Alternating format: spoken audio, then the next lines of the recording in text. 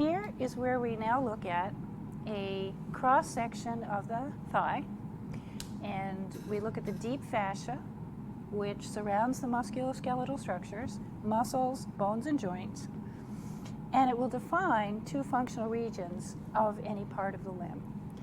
So the more superficial is a functional unit consisting of the skin and the subcutaneous fat. Then the deep fascia of the limb will surround the muscles and the bones and joints like a big compression stocking. Will not only surround the muscles, but will send septa, sheets of deep fascia, inward to the bone to organize the muscles of the limbs into the compartments. Thinking of what the deep fascia has done for us and organizing the muscle groups the way it has, that's how the body organizes itself. And so in the Harvard courses, that's how we try to teach it. So instead of imposing arbitrary categories on the muscle groups of the limbs, we look at how the deep fascia, the body itself, thinks of them, and we use those compartments. So the deep fascia is very important for us when we're dissecting, though, because those are planes to which we'll be able to identify. Exactly. And they know what they're doing because the deep fascia forming the boundary of the musculoskeletal compartment. If you think of it this way, everything above that is related to functions of skin. So skin is an organ of sensation. Skin is an organ of thermoregulation. It's actually the largest organ in the body, and very cool.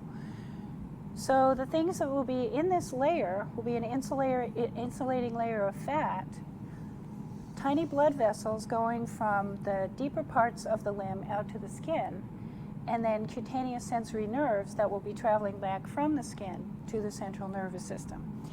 So as we're making our incision, which we'll just quickly sketch for a minute, so we'll actually be coming down like this, kind of following the line of the femur,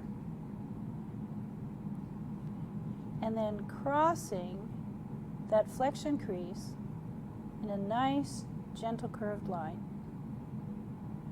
The reason we do that is that any skin incision, any wound, will shorten as it heals.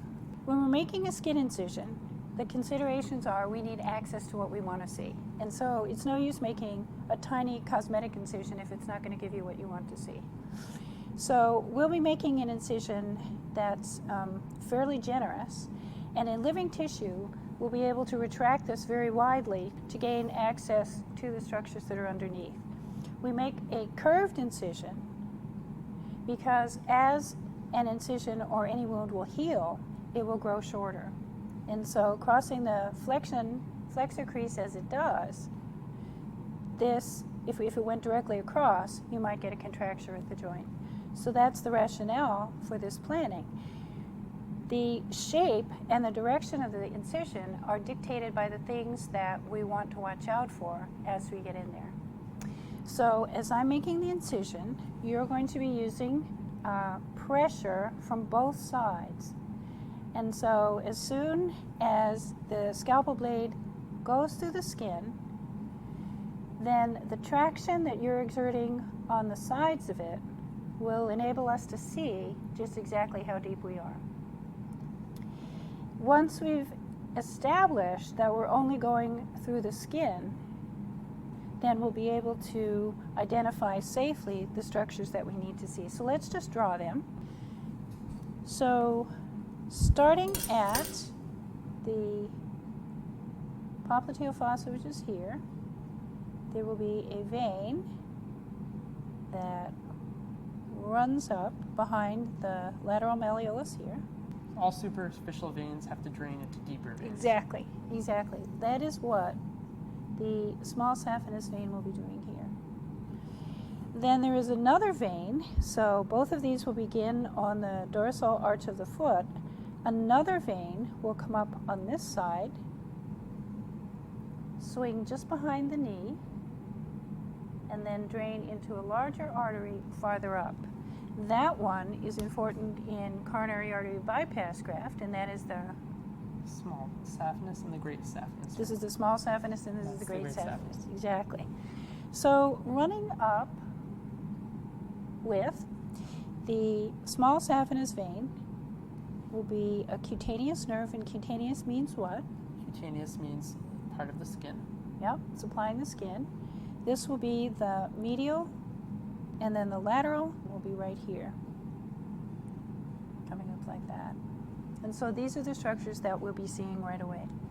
As I'm cutting, As we're cutting, I'll be applying traction and counter traction. yep, and most important, you'll be keeping your fingers out of the way, right? And I'll be applying counter traction, and counter traction too. In fact, we'll start that way. And then when we get a little bit farther along, you're going to attach clamps to the side of the skin and pull them this way. So we'll start up here and we'll go down to here, and we'll get very careful when we get to here. So as we're cutting, we're going to use this bevel of the scalpel as an indication to how deep we are. So as we cut, we'll be using the blade and not the tip. And the skin is often about as thick as the bevel. So that will be a good indication of how deep we are.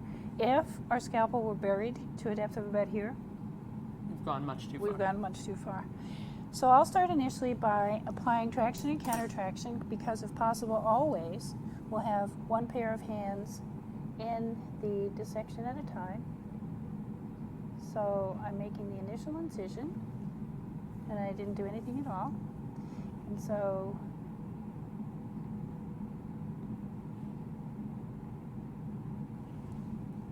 so that's exactly how deep we should be. There's just a little point where you feel that dermis give. And so we're just going to go right through the skin, and we should be, actually this is kind of an awkward angle, we should be coming down right perpendicularly to the skin like this, because that will make it much easier to put our sutures back in when we close. So whenever we put our scalpel down, we are careful to know exactly where we put it and cap it if we can. And then Metz and Bob scissors, please. Okay. All right. So then we'll be exploring in this layer, and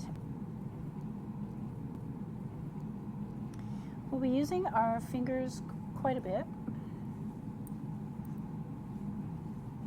And so I think right there we are exactly down in the deep fascia. So that's the deep fascia. Shiny, tough, dense connective tissue.